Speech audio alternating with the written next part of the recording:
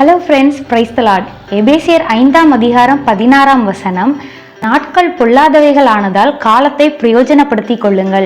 இந்த வசனத்துக்கு என்ன அர்த்தம் அப்படின்னா, நமக்கு கொடுக்கப்பட்ட காலத்தை நம்ம சரியாக பிரயோஜனப்படுத்தி கொள்ளணும். சோம்பலுள்ளவர்களாக இல்லாமல் கொடுக்கப்பட்ட நேரத்தில் கொடுக்கப்பட்ட வேலைகளை நம்ம சரியாக செய்யணும்.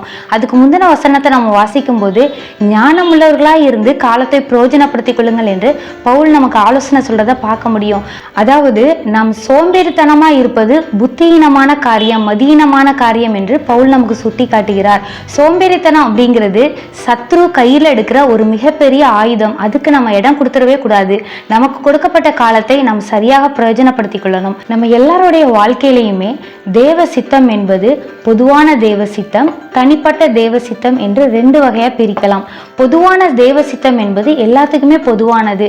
நம்ம வேதத்தின்படி வாழணும், நம் கொடுக்கப்பட்ட குடும்பத்தை நாம் சரியாக பராமரிக்கணும், நமக்கு கொடுக்கப்பட்ட இந்த நேரத்துல தேவனுடைய ராஜ்யத்துக்கு எடுத்த பணிகளை நம்மால் இயன்றதை நாம் செய்யணும்.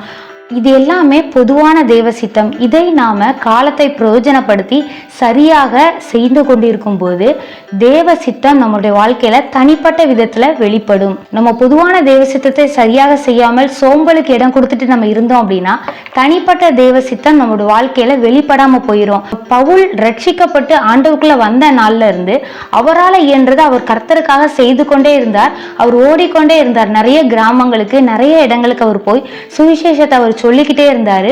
ஒரு குறிப்பிட்ட காலம் வரும்போது அவர் ஆசியாவுக்கு போகும்போது அங்க அவர் போகக்கூடாதபடிக்கு தடை உண்டானது. அவர் அப்படினாலும் சோர்ந்து போகாம திரும்ப பித்தினியா தேசத்துக்கு அவர் போகிறதுக்கு பிரயாசப்பட்டாரு. அப்பமும் கூட ஆவியானவர்னால அங்க ஒரு தடை உண்டானது. மறுபடியும் அவர் வேற ஒரு இடத்துக்கு போகிறதுக்காக அவர் பிரயாசம் எடுத்தாரு. அந்த நேரத்துல தேவனுடைய தனிப்பட்ட சித்தம் வெளிப்பட்டது. அப்போ அவருடைய இரவு நேரத்துல அவருக்கு ஒரு கனவு மூலமா மக்கதோனியா தேசத்துல இருந்து ஒருவர் உதவி கேட்க வருவதாக கர்த்தர் அவருக்கு வெளிப்படுத்தினார். அப்போ பொதுவான தேவ சித்தத்தை அவர் சரியான விதத்துல செய்து கொண்டுட்டே இருந்ததுனால ஒரு குறிப்பிட்ட நேரம் வரும்போது தனிப்பட்ட தேவ சித்தம் அவருடைய வாழ்க்கையில வெளிப்பட்டது. அதே போலதான் நம்மளுடைய வாழ்க்கையில நம்மளுடைய பொதுவான தேவ சித்தத்தை நாம் சரியாக செய்து கொண்டே இருக்கணும்.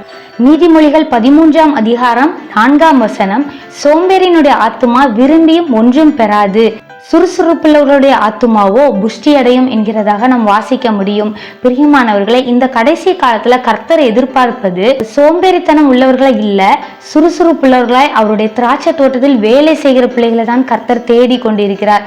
ஆகையினால நம் சோம்பலுக்கு இடம் கொடுக்காமல் சுறுசுறுப்புள்ளவர்களாய் நம்முடைய ஓட்டத்தை நாம் சரியாக ஓடுறதுக்கு கர்த்தரிடத்தில் நாம் கிருபை பெற்றுக்கொள்வோம்.